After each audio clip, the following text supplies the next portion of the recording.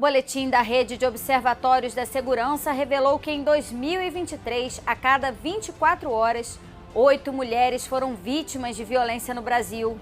CPI da violência cibernética contra as mulheres aprova o relatório final com mais de 60 sugestões do grupo.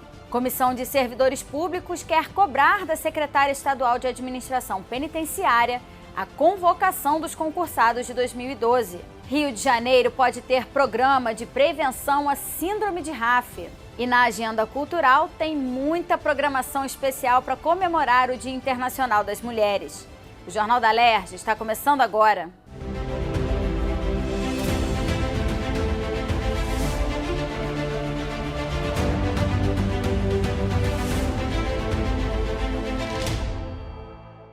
Boa noite. Abrimos essa edição com uma notícia triste, justamente na semana em que se comemora o Dia da Mulher. Em 2023, a cada 24 horas, 8 mulheres foram vítimas de violência no Brasil.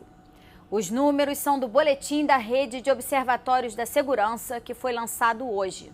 3.181 casos de violência registrados no país, aumento de 22% em relação a 2022. 586 feminicídios, ou seja, 1 a cada 15 horas. 72% dessas mortes foram causadas por parceiros e ex-parceiros. Nessa quarta edição do boletim Elas Vivem, o Rio fica em segundo lugar entre os estados monitorados, com aumento no índice de casos de violência de 95% em 4 anos. Rio de Janeiro, hoje, na região sudeste, é um dos estados com maior número de feminicídio depois de São Paulo. Então, isso demonstra o quanto que a gente está falhando nas políticas públicas de combate à violência contra a mulher. Porque depois que essa mulher foi assassinada, muito pouco tem a se fazer. Então a gente precisa evitar que ela chegue a ser violentada e tenha um final trágico. Outra política que é importante, e a gente já falou em algum momento sobre isso aqui na Assembleia Legislativa, é com relação aos órfãos dessas mulheres que foram assassinadas. Porque muitas vezes assassinada pelo próprio pai dessa criança e essa criança fica desassistida completamente pelo Estado. Então é importante que a gente tenha indenizações para órfãos também do feminicídio. Então são vários temas que perpassam a possibilidade de superação da violência contra a mulher. Por exemplo, a autonomia econômica desta mulher. Essa mulher precisa ter políticas públicas de acesso a emprego e renda para que ela não dependa desse companheiro agressor. E é importante cada vez mais que nós possamos avançar através de políticas públicas efetivas no combate a essa violência. Essa violência que cada vez mais cresce, é uma intolerância que é incompreensível e eu acho que através dos trabalhos, das políticas públicas que são transversais, não só a parte da segurança, mas a saúde pública, porque isso é alarmante, então deve ser tratado também como uma questão de saúde pública para que nós possamos tratar inclusive os agressores e poder entender através de ações por que esse fenômeno vem crescendo, em especial aqui no Rio de Janeiro. Então, nós temos a saúde para ser trabalhada, nós temos a questão do trabalho e renda a ser trabalhado, porque é importante que essas mulheres também ocupem, espaços, tendo oportunidade de estudar, tendo oportunidade de trabalhar, tendo em vista, inclusive, o meu projeto de lei que fala do combate à discriminação da mulher no mercado de trabalho, que é também uma outra questão, de violência em relação aos direitos dessa mulher. Então, são muitas ações que nós precisamos avançar no nosso estado. 99 feminicídios foram registrados no Rio apenas em 2023. A capital concentra o maior número de casos e o estado se destaca como o que mais mata mulheres com armas de fogo. Quando a gente fala de feminicídio, são as mulheres morrendo simplesmente pelo fato de serem mulheres. E a gente se preocupa muito que o nosso estado está no ranking. Um ranking do estado que mais mata mulheres por arma de fogo. Então a gente precisa pensar alguns mecanismos. Nós temos aí a Lei Maria da Penha, as medidas protetivas, mas elas por si só não estão garantindo a proteção das mulheres. Um dado interessante e importante é que a maioria das mulheres assassinadas, todas tinham medidas protetivas. Então isso acende um alerta. De que sentido? Que a gente precisa garantir, para além de uma medida protetiva, como proteger essas mulheres que estão com medida protetiva. Como garantir que elas não morram pelo fato de ter denunciado o agressor.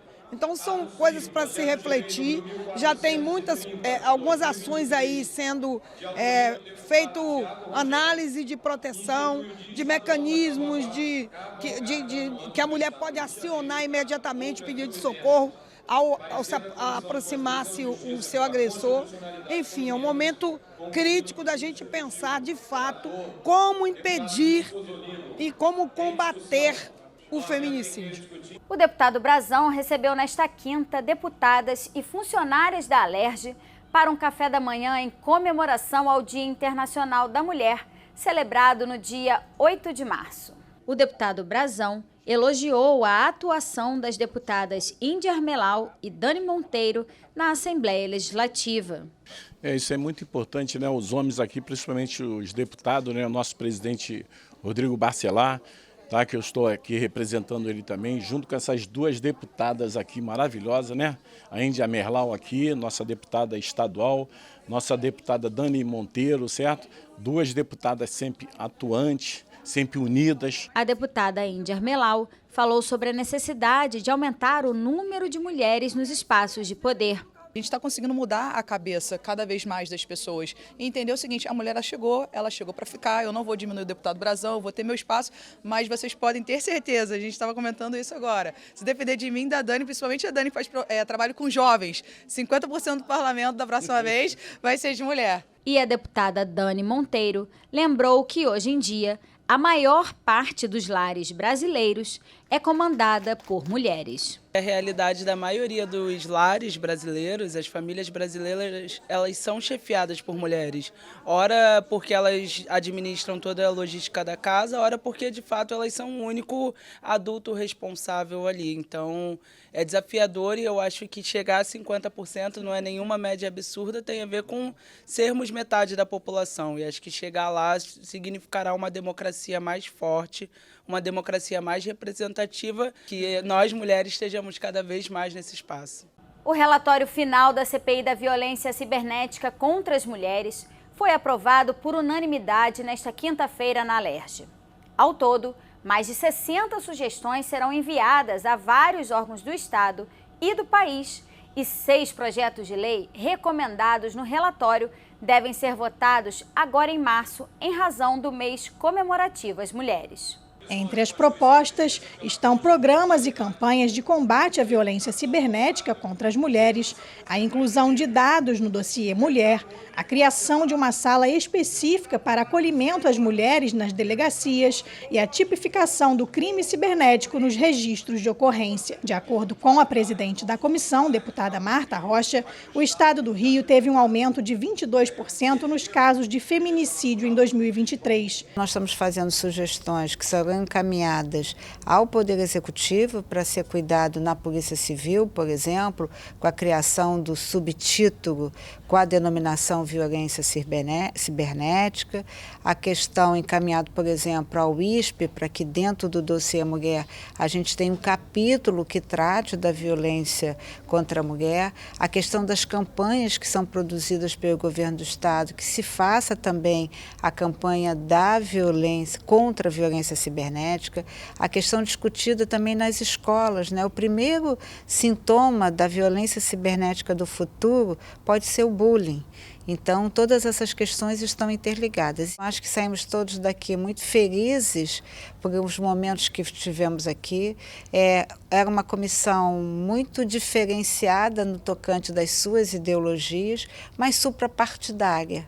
Ou seja, qualquer que fosse o nosso entendimento da nossa postura política, isso não atrapalhou com que a gente fizesse um bom diagnóstico e produzisse um documento que eu tenho certeza que vai contribuir para o enfrentamento da violência contra a mulher no âmbito virtual. Ao longo de 9 meses de trabalho, os deputados levantaram dados importantes e refletiram sobre ações que também dependem de outras esferas.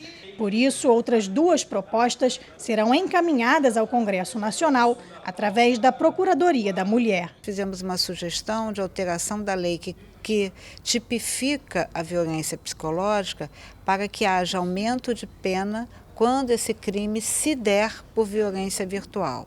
E a segunda questão é que é fundamental que as mulheres possam fazer de imediato o seu registro de ocorrência. E hoje as polícias civis já disponibilizam a muitas das instituições, a Polícia Civil do Rio é um exemplo, a possibilidade do RO online. Então, que independente da possibilidade da vítima ter ou não um pacote de dados para poder fazer esse registro, que esse registro seja liberado e gratuito para que essa vítima comunique imediatamente aquele fato. A deputada Tia Ju, vice-presidente da comissão, que também integra a União Nacional dos Legisladores e Legislativos Estaduais, já adiantou, inclusive, que esse encaminhamento ao Congresso Nacional será feito pessoalmente no mês de abril e que ela também pretende levar o relatório a conhecimento do Senado Federal, devido à importância da temática para o país. O nosso poder de legislar no Estado, ele tem um limite e a gente precisa avançar nas políticas. Uma produção de um relatório como esse, de um crime muito recente, a gente tem aqui um instrumento robusto, né, que é o relatório da CPI, para subsidiar os deputados federais, assim podendo legislar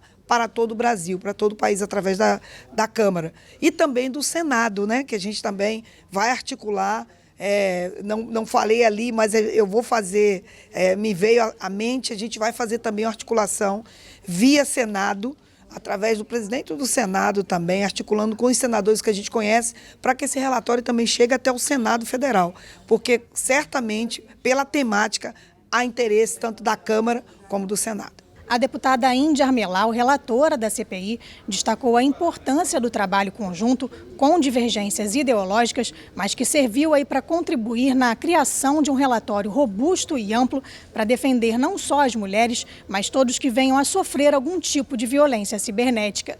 Ela também lembrou que a Alerj é pioneira nesse trabalho e que o relatório vai ser fundamental no combate à violência virtual como um todo. Eu fico muito preocupada em a gente olhar apenas para as mulheres e esquecer que também homens sofrem, também esquecer que temos as denúncias falsas. Então, assim, temos que abraçar todos são vítimas. Queremos acabar com isso. E tirando também as denúncias falsas, a gente dá mais credibilidade à mulher quando vai fazer a denúncia. No final das contas, independente de partido, independente de ideologia, a gente conseguiu fazer um relatório onde o principal objeto era defender a mulher e todos que estão sofrendo com cyberbullying, independente do gênero. Então, acredito que, por ser um assunto novo, se eu não me engano, fomos o primeiro do Brasil a estarmos tomando frente disso. Esse relatório de quase 600 páginas está com muitas soluções para esses problemas que estamos enfrentando hoje. O relatório final da CPI será agora encaminhado para ser votado em plenário. A Comissão de Servidores Públicos da Alerj quer se reunir com a secretária estadual de Administração Penitenciária e a Procuradoria do Estado para cobrar a chamada de 263 concursados de 2012. Os aprovados no concurso passaram pelo TAF, o teste de aptidão física da corporação, em janeiro desse ano. Para serem efetivados, os candidatos devem passar ainda pelas etapas de psicotécnico, exame médico, pesquisa social e pelo curso de formação da SEAP, que dura de 60 a 90 dias. Mas, de acordo com informações da Secretaria de Administração Penitenciária, há apenas 137 vagas disponíveis para admissão neste momento. Essas vagas foram acordadas num termo de ajustamento de conduta entre o Governo do Estado e o Ministério Público Estadual. Recentemente, a SEAP anunciou um novo concurso, com 2.000 vagas, que deve ocorrer ainda esse ano. Os parlamentares querem saber o motivo da convocação de uma nova prova, se ainda há aprovados de 2012 a serem chamados. O que nós queremos é que esse número de 263 candidatos, que perfaz o total de aprovados no TAF, sejam chamados para dar continuidade ao concurso, ou seja, exame médico, exame psicológico, investigação social e o curso de formação. Então, vamos promover uma reunião, ficou deliberada a necessidade de uma reunião com a secretária, com a presença dos deputados da Comissão de Servidores e também da PGE, para que a secretária nos diga de forma clara e precisa o que ela deseja. Não me parece lógico um ofício dirigido ao governador pedindo um concurso público, alegando que tem 447 vagas disponíveis e não chamar 263 aprovados, porque um concurso leva, em média, 2 anos para ser concluído. A Escola do Legislativo realizou uma palestra sobre gestão de contratos.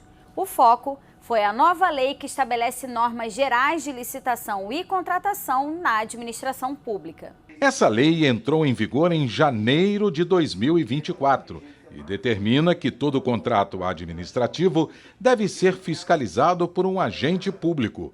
Com isso, o gestor fiscal do contrato tem que ser qualificado para a função. O objetivo do encontro de hoje foi capacitar os servidores da Alerj que exercem a função de gestão. Todo contrato administrativo, ele gera um custo, gera um gasto público. E para isso a lei determina que exista um servidor especificamente nomeado para controle desse gasto. Esse servidor, ele precisa verificar se aquele objeto que foi contratado, ele está sendo executado conforme previsto no contrato. A importância é você se reciclar, né? Você ter contato com as novas metodologias de gestão e fiscalização e também com as novas determinações das leis, né? Se atualizar, vamos dizer assim, para que você possa exercer não só a função de fiscal, mas a tua função como servidor de acordo com as normas em vigência. É uma oportunidade de formação, de qualificação profissional para entender como a Casa pensa a atual lei de licitações. É fundamental participar do grupo onde há todos aqui reunidos, desde a área de controle interno da casa, a contabilidade, os demais gestores da área de engenharia, de tecnologia, enfim, aqui nós temos uma reunião de colegas de múltiplas funções. O servidor que tem a função de fiscalizar é obrigado a verificar se aquele serviço que foi contratado está sendo executado conforme previsto no contrato. Isso vai determinar que não se tenha dano para a administração pública. Daí a necessidade do gestor do contrato, do fiscal do contrato, ter conhecimento sobre as regras gerais para impedir que a administração sofra algum tipo de dano. Todo contrato tem cláusulas que são acordos celebrados entre as partes. Para não cometer erros, o servidor precisa estar atento a todos os detalhes. Essas cláusulas vão dizer como aquele objeto vai ser executado. O que é o objeto, a especificação, o valor, o prazo, né? Então tem uma série de regras, inclusive as sanções que podem ser aplicadas, que na verdade devem ser aplicadas em caso de inexecução. A Constituição Federal, no artigo 37, inciso 21, estabelece normas gerais sobre licitações e contratos administrativos de obras, serviços, locações, compras e alienações para todos os entes da federação, tudo regulamentado através da lei. A 8666, ela se aplica aos contratos que foram formalizados até o final do ano passado. Então pode ser que a gente tenha durante um bom tempo ainda contratos que possam ser prorrogados e que vão ter sua vigência, vão ter a sua execução regulamentada pela 8666. Então a gente vai ter um período que as duas leis estão vigentes. Obviamente que essas leis, e agora a 14133, ela traz um regramento muito mais detalhado sobre procedimentos. Nesta quinta-feira, os parlamentares aprovaram a proposta que cria no Estado o Programa de Prevenção à Síndrome de RAF, também conhecida como doença da urina preta. Essa síndrome, ainda sem causa definida, pode ser transmitida por toxinas presentes em pescados e crustáceos e tem como principais sintomas rigidez, dor muscular, falência dos rins e o escurecimento da urina. O texto assinado pelo deputado Dr. Deodalto cria uma campanha de conscientização e prevê a realização de exames clínicos e laboratoriais através do SUS. A matéria aprovada segue para análise do governador. Unidades da rede pública do Estado que realizam assistência pré-natal devem disponibilizar nos exames de risco habitual e de alto risco a ultrassonografia morfológica. Esse é um exame de imagem que avalia o desenvolvimento do bebê e mostra se há presença de malformações ou síndromes fetais, possibilitando diagnósticos mais detalhados. O exame, segundo o texto apresentado pelo deputado Tande Vieira, deve ser realizado no período gestacional entre a 18ª e a 23ª semana. A proposta foi aprovada e depende agora da sanção do governador para virar lei. Hoje esse é um direito garantido apenas para quem tem plano de saúde, para quem tem dinheiro para pagar. O próprio SUS não obriga a execução desse exame em nenhum manual, nenhum caderno, nenhum protocolo vigente hoje. Mas a gente sabe da importância desse exame e entende que a partir dessa iniciativa o próprio governo do Estado vai criar mecanismos para incentivar os municípios para incluírem esse exame como obrigatório nos procedimentos de gestação habitual e de alto risco. Outra proposta analisada na sessão foi a que autoriza os hospitais e instituições de saúde públicas do Estado a receberem auxílio financeiro de entidades civis, religiosas, clubes, associações e de pessoas físicas e jurídicas, para sanar a falta de medicamentos e serviços.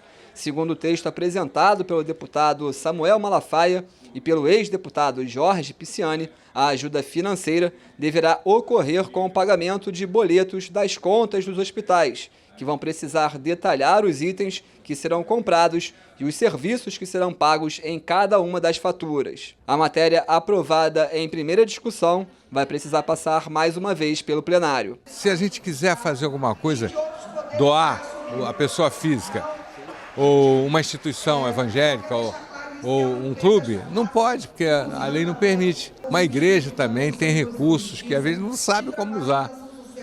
Entendeu? Então, essa é a oportunidade, ainda bem que ela foi aceita e vai se tornar lei, só falta agora a redação final do vencido para incorporar a emenda que foi feita. Também foi discutido durante a sessão um projeto de lei complementar que faz alterações e sugere novas regulamentações à lei que criou o Fundo Soberano no estado do Rio de Janeiro. Esse fundo foi criado no ano de 2021 com o intuito de servir como uma espécie de poupança pública para recrutar os recursos excedentes provenientes da exploração do petróleo e do gás natural em todo o estado. Entre as alterações propostas pelo deputado Fred Pacheco, autor da proposta, estão medidas que devem facilitar e trazer mais segurança jurídica para os aportes dentro desse fundo. Outra alteração proposta pelo parlamentar é em relação à composição do Conselho Gestor, órgão responsável por definir as diretrizes de utilização dos recursos do Fundo Soberano. O Conselho hoje é formado pelos secretários de Estado da Casa Civil, de Planejamento e Gestão, de Desenvolvimento Econômico, secretário de Fazenda e o de Energia e Economia do Mar, além de um representante da LERJ ligado diretamente à presidência da Casa. O parlamentar quer indicar um outro representante do Poder Legislativo ligado à Procuradoria-Geral da Assembleia. A proposta recebeu 30 emendas e vai precisar ser discutida mais uma vez aqui em plenário. As emendas são sempre bem-vindas para que a gente possa discutir e chegar num consenso. É uma pessoa extremamente do diálogo, que alcança, que quer junto com o governo fazer com que, de fato, este governo seja cada vez mais capaz de cuidar das pessoas. Primeiro, o Fundo Soberano, quando ele foi concebido para aproveitar o superávit da arrecadação dos royalties do petróleo e utilizar em investimentos na saúde, educação, na habitação e em outras áreas. Ao longo do tempo, já ano passado, nós sofremos uma nova apreciação desse fundo. E ele começou a ser desvirtuado, ele começou a permitir outros tipos de utilização. Então, agora, com essa proposta, quando você retira, por exemplo, o controle social, a PGE, e deixa na mão apenas das secretarias, não há dúvida que haverá um desvirtuamento da sua identidade original. Todas essas ferramentas que são de desenvolvimento e que podem, de alguma maneira, lá na frente, ser utilizadas pelo governo nos momentos difíceis, estão sendo diluídas e destruídas. Então, daí porque as nossas emendas, e vamos estar aqui discutindo essas novas alterações. Rodovias do estado podem passar a ter pontos de parada e descanso para motoristas profissionais de transporte de cargas e de passageiros. A iniciativa foi apresentada pela deputada Verônica Lima e, segundo o texto, deve constar nos contratos de concessão das rodovias. A medida também autoriza a celebração de termos aditivos nos contratos em vigência para a construção desses espaços. O projeto recebeu uma emenda e retorna para análise das comissões. A maioria dos acidentes que ocorrem nas rodovias do Brasil inteiro e também nas rodovias do estado do Rio de Janeiro é em função da ausência de um espaço de descanso para os trabalhadores, né? Os nossos caminhoneiros, que são muito importantes e responsáveis pelo transporte de carga nas nossas rodovias. Então é muito importante a gente prever na lei de concessões, na parceria público-privada do Estado com a iniciativa privada na concessão das rodovias, um espaço obrigatório para o acolhimento e o repouso desses trabalhadores. Veja agora as dicas da nossa agenda cultural.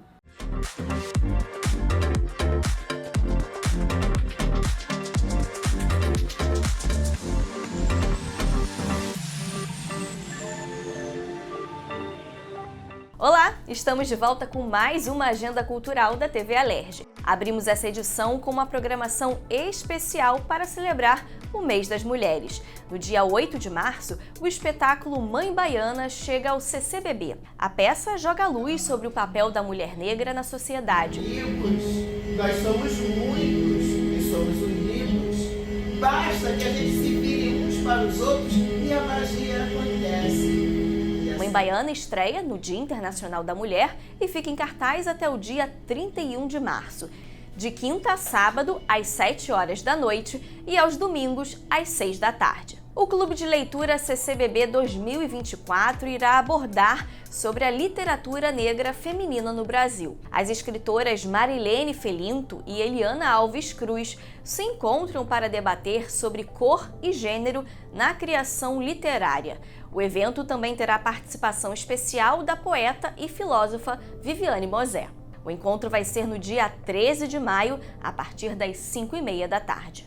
No Dia Internacional da Mulher, o projeto musical Pique Carioca apresenta show da banda Fundo de Quintal na quadra da Estácio de Sá. No evento, que promete marcar história no berço do samba, a abertura fica por conta do grupo Aquelas Coisas.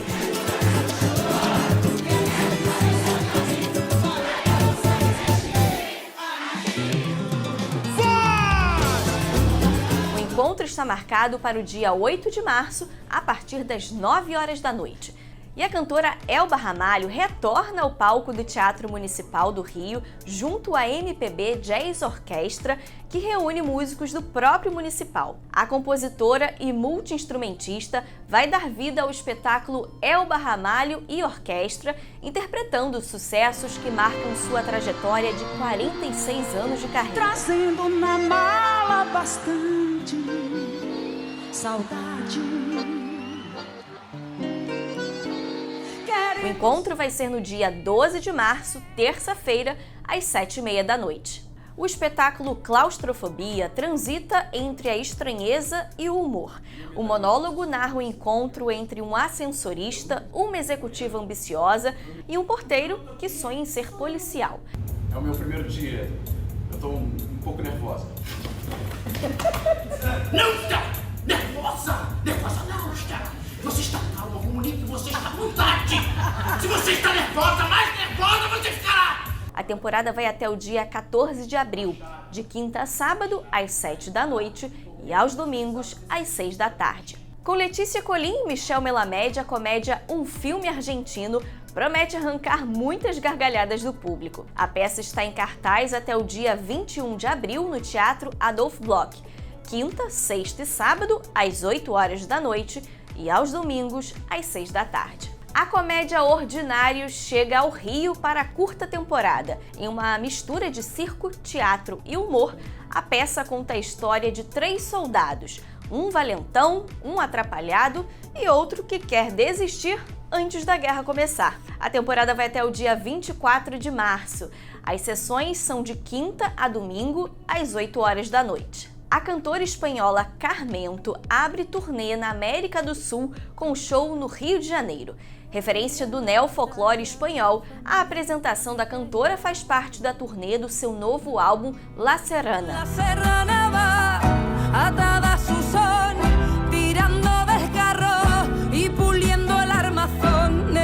O encontro está marcado para o dia 14 de março, quinta-feira, às 7 horas da noite. A entrada é gratuita. O monólogo Eu Não Sou Harvey, o desafio das cabeças trocadas, estreia no Teatro Café Pequeno no dia 8 de março. O solo é inspirado nos últimos dias de vida do ativista Harvey Milk, um ícone na luta pelos direitos das pessoas LGBTQIA+. Entre uma coisa e outra, existe uma ligação. Porque tudo tem ligação com tudo. A temporada vai até o dia 31 de março, às sextas e sábados às 8 horas da noite e aos domingos às 7 da noite. A Caixa Cultural apresenta a Mostra de Cinema do Coração do Brasil. O evento conta com 21 produções desenvolvidas no centro-oeste do país, além de palestras, bate-papos e sessões especiais. A programação traz filmes indígenas, curtas e longa-metragens de ação e ficção científica, além de atividades voltadas para o público com deficiência e transtorno do espectro autista. O homem que exalou o nosso Mega Sena, chave para incriminar o Estado brasileiro por crimes praticados contra populações periféricas. A mostra ocorre até o dia 17 de março. Confira os dias e horários das exibições pelo site. O Jornal da Alerj fica por aqui. Você pode acompanhar a programação também em nosso site e pelas redes sociais. TV Alerj, o canal do povo. Uma boa noite para você e até a próxima semana.